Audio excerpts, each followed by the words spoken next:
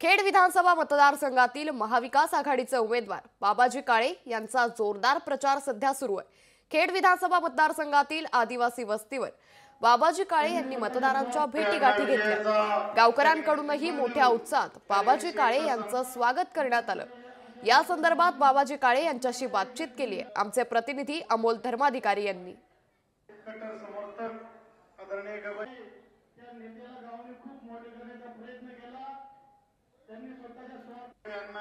नमस्कार, लोकशाही मराठीच्या या विशेष कार्यक्रमामध्ये आपलं स्वागत आहे। विधानसभा निवडणुकीचे रणधुमाळी आता अंतिम टप्प्यात पोहोचलेले आहे।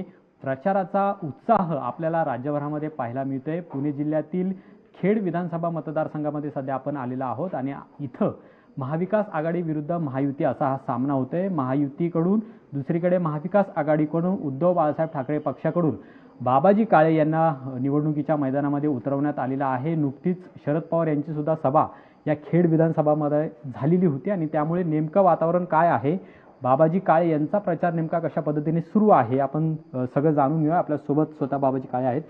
खूप खूप स्वागत आहे लोकशाही मराठीमध्ये आपलं। सुरुवातीला सांगा की कशा पद्धतीचा प्रचार सुरू आहे। अवघे काही दिवस आता मतदानाला राहिलेले आहेत, मतदारांपर्यंत तुम्ही काय मुद्दे घेऊन जात आहे? प्रचार आम्हाला उमेदवारी मिळायला थोडा उशीर झाला। उमेदवारी राष्ट्रवादी शरदचंद्रजी पवार पक्षाला की शिवसेना उद्धव बाळासाहेब ठाकरे पक्षाला यामध्ये थोडा वेळ गेला, परंतु कालांतराने ती उमेदवारी मला मिळाली। त्यामध्ये आम्ही 15-16 जण इच्छुक होतो।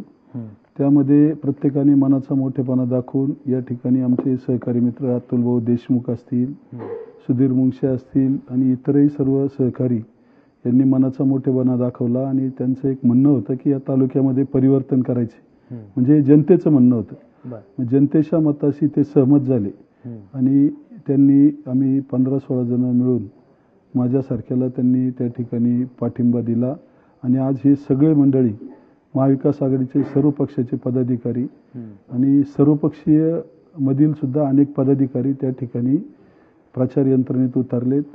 महायुतीचा उमेदवार, त्यांचे कार्यकर्ते विरुद्ध संपूर्ण तालुका अशी परिस्थिती तालुक्यामध्ये आहे आणि पहिल्या दिवसापासून प्रचंड असा प्रतिसाद या ठिकाणी जनतेतून मिळतोय।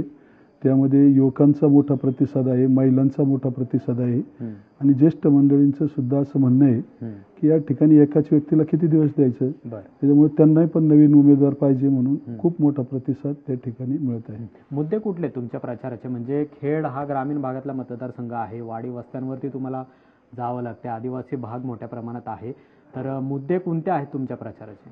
प्रचाराचे मुद्दे असे आहेत की 15 वर्ष नेतृत्व देऊन सुद्धा हा तालुका 15 वर्ष मागे नेण्याचं काम विद्यमान नेतृत्वाने केले। त्याचं कारण असं की या तालुक्यामध्ये आदरणीय शरदचंद्रजी पवार साहेब, आदरणीय बाळासाहेब ठाकरे यांच्या कालावधीमध्ये मोठी MIDC या ठिकाणी आली आणि MIDC आल्याच्या नंतर 3 मोठी धरणं त्या ठिकाणी तालुक्यामध्ये झाली आणि त्या धरणाच्या माध्यमातून मग कॅनलला पाणी असेल, नदीला पाणी असेल, बंधारे अशा अनेक गोष्टी तेव्हापासून त्या ठिकाणी या ठिकाणी तालुक्यामध्ये आहेत। शाश्वत विकास त्या काळचा दिसतोय, परंतु या नेतृत्वानं 5-5 हजार कोटीचा विकास काम करतोय म्हणतात आणि कुठंच विकास दिसायला तयार नाही। आजही रस्त्यांना खड्डे आहेत।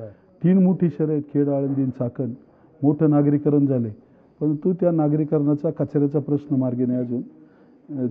अशुद्ध पाणी लोकांना प्यायला मिळतंय, त्याचबरोबर ड्रेनेजची व्यवस्था नाहीये आणि 3ही शहरांमध्ये लोक आज म्हणतात की आज कोणतीच सुविधा नाहीये।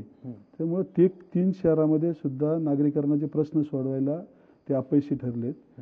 ग्रामीण भाग असा आहे की पूर्व भाग आणि पश्चिम भाग। पूर्व भागामध्ये आमच्या असं आहे की वर पठारावर काही गाव आहेत, त्यांना शेतीसाठी पाणी कलबुडी धरणातून द्यायचं होतं। त्यांनी आतापर्यंत आश्वासनं दिली, आम्ही करतो म्हणून मतं घेतली, परंतु आज सगळ्यात ते पाणी दिलं नाही आणि त्यामुळं तो एक प्रश्न आहे, त्यांना शेतीला पाणी देणं।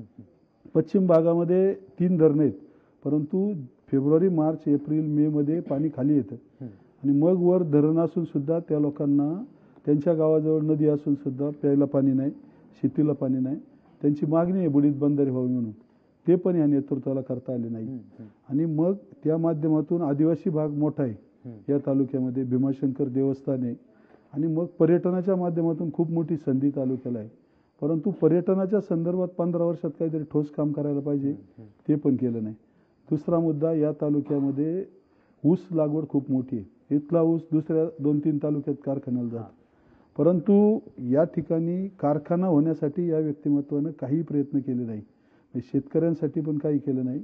करोनाच्या कालावधीमध्ये जर एखादं कोविड सेंटर या ठिकाणी जर असतं तर तालुक्यातील अनेक लोकांना आपले प्राण गमवावे लागले नसते आणि पिंपरी चिंचवड, पुणे महानगरपालिकेसारख्या ठिकाणी सुद्धा जाऊन लाखो रुपयाची बिलं या तालुक्यातल्या लोकांना भरायला लागले आणि त्या माध्यमातून हे सगळं तर केलंच, परंतु तालुक्यामध्ये एवढी मोठी MIDC, उद्योगधंदे, नागरीकरण, त्यामुळं पुणा नाशिक हायवे आणि चाकण शिक्रापूर रोड याच्यावर फार मोठी वाहतूक आहे. परंतु गाड्या वाढत चालल्यात, रस्ते तेच आहेत, पण त्या रस्त्याच्या साईडपट्ट्या सुद्धा या माशांना आतापर्यंत ठीक आहे, ते नॅशनल हायवे असू द्या, पण लोकप्रतिनिधी म्हणून आवाज उठून काहीतरी त्या ठिकाणी बैठका लावून निर्णय घ्यायला पाहिजे होता, पण तो अद्यापपर्यंत घेतला नाही. आणि त्यामुळं ट्रॅफिकच्या माध्यमातून एवढी मोठी अडचण आहे. लोक एवढी तळतळ करतात, शाळेत जाणाऱ्या मुलांना उशीर होतोय, कामगारांना उशीर होतोय, शेतकऱ्याचा माल वेळेत जात नाही.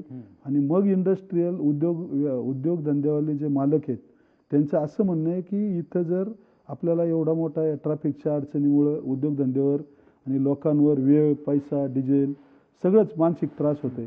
मग तालुक्यातील जनता आता त्रस्त झालेली आहे.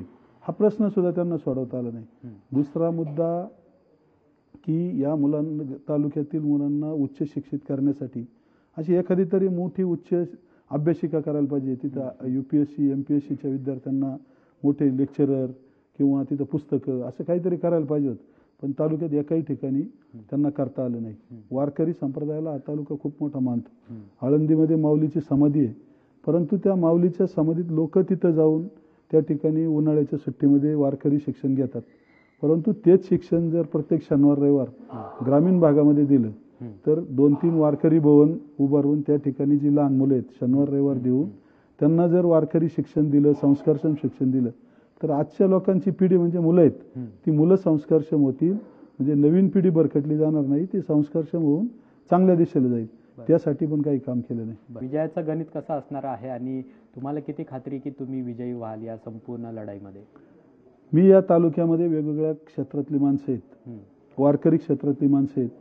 काही हा तालुका वारकरी क्षेत्रामध्ये जवळजवळ 30-40 हजार मतदार असे आहेत की ते वारकरी संप्रदाय. मी पण माळकरी क्षेत्र वारकरी क्षेत्रातील माणूस, त्यामुळं एक आपला पंथीय माणूस म्हणून माझ्या आणि त्यांचं जे एक वेगळं नातं आहे वारकरी संप्रदायातलं, त्याच्यामुळं त्यांची पसंती मला आहे. ते बहुतांशी मतदार हे मला नक्की सहकार्य करतील, आशीर्वाद देतील. तालुक्यामध्ये शेतकरी वर्ग मोठा आहे. शेतकरी वर्गासाठी यांनी काहीच केलं नाही. शेतकऱ्यांचा आवडता खेळ म्हणजे बैलगाडा शर्यती, युवकांचा आवडता खेळ म्हणजे शौक म्हणजे बैलगाडा. आणि मग त्या बैलगाडा क्षेत्रामध्ये मी गेले 3-4 वर्षात माझ्या पितृपरिवाराच्या माध्यमातून बैलगाडा घाट 60-70 बांधलेत. त्या ठिकाणी इतर गोष्टीसाठी त्यांना मदत केली. बैलगाडा घाटामध्ये स्टेज बांधलेत, त्याबरोबर त्या ठिकाणी आखाडा जो असतो त्यासाठी गॅलरी, याच्यासाठी कायमस्वरूपी आमच्या मित्रपरिवाराचं सहकार्य लाभले. त्यामुळे बैलगाडा क्षेत्राशी माझं एक वेगळं नातं तयार झाले. मी एक शेतकऱ्याचा आणि बैलगाडा मालक, आमचं कुटुंबात बैलगाडा आहे. त्यामुळे बैलगाडा मालकांचं सुद्धा शौकीनांचं मोठं मतदान आहे. ते खूप मतदार माझ्या बाजूने आहेत. तिसरा मुद्दा असा आहे की मी पक्षाशी एकनिष्ठ राहिले. शिवसेना पक्ष फुटला तरी मी जागेवरच राहिले. उद्धव साहेबांवर श्रद्धा ठेवून मी जागेवर राहिले. त्यामुळे शिवसेनेमध्ये माझ्याबद्दल असणारं प्रेम, आदर, शिवसैनिक एक पूर्णपणे माझ्या पाठीमागे आहे, एकवटलेलं आहे. उलटपक्षी यांनी ज्यावेळेस राष्ट्रवादी फुटली त्यावेळेस हे ओरिजिनल पवार साहेबांबरोबर राहण्यापेक्षा अजितदादांबरोबर गेले. त्यामुळे मतदार यांच्यावर खूप नाराज आहेत. त्यामुळे तो फटका एक त्यांना बसण्याची शक्यता आहे. चौथा मुद्दा असा की यांचं नातगोतं तालुक्यात कुठंच नाहीये. यांना माझ्या नात्यागोत्याचा फार मोठा रोष आहे. आणि मग हे काय करतात की नातगोतं विचारतात, तू नातेवाईक आहे? माझं नातगोतं या तालुक्यात खूप मोठं आहे. आणि मग आता या निवडणुकीमध्ये माझा मित्रपरिवार पण मोठा आहे आणि मित्रपरिवार पण बाहेर पडलाय. सर्व शिवसैनिक बाहेर पडलेत. शिवाय राष्ट्रवादी शरदचंद्रजी पवार गट आणि काँग्रेस पक्षाचे सर्व कार्यकर्ते, शिवाय सर्वपक्षीय सुद्धा सगळे लोक, गोरे परिवार असेल, सभापती विजू शिंदे असतील, इतर सर्व मंडळी की जी दुसऱ्या पक्षामध्ये आता काम करतात, परंतु माझ्यासाठी ते सगळे पाठिंबा देऊन काम करायला लागले. वेगवेगळ्या संघटनांनी पाठिंबा दिलाय, प्रहार संघटनेने पाठिंबा दिलाय, झोपडपट्टी सुरक्षा दलांनी पाठिंबा दिलाय आणि मग मित्रांचं, सर्वपक्षीयांचं, नात्यागोत्याचं खूप मोठं पाठबळ मला या ठिकाणी मिळायला लागलं. म्हणजे अनेकांचा पाठिंबा आहे, कुटुंबाचा सुद्धा पाठिंबा आहे आणि त्यामुळे तुमच्या विजयाचा मार्ग हा सुकर आहे. हो. म्हणूनच खरं तर हे माळकरी आहेत आणि त्यामुळे असं म्हणतात की पंढरीचा वारकरी आणि विधानसभेचा मानकरी असं तुमचं एक टॅगलाईन आहे आणि तीच टॅगलाईन घेऊन बाबाजी काळे आहेत ते विधानसभेच्या या रणांगणामध्ये उतरलेले आहेत. महाविकास आघाडी विरुद्ध महायुतीचा हा सामना होते आणि अतिशय अटीतटीचा हा सामना आहे. पहिल्यांदाच विधानसभेच्या निवडणुकीला बाबाजी कांबळे आहेत ते सुद्धा बाबाजी काळे आहेत ते सुद्धा सामोरे जातात. तुम्हाला लोकशाही मराठीकडून खूप खूप शुभेच्छा आणि तुम्हीच विजयाचा गुलाल उधळाल अशी सुद्धा अपेक्षा ठेवूया आणि आजच्या या विशेष कार्यक्रमामध्ये इथेच थांबूया. नमस्कार. लोकशाही मराठी ऐका, पहा, जागरूक रहा.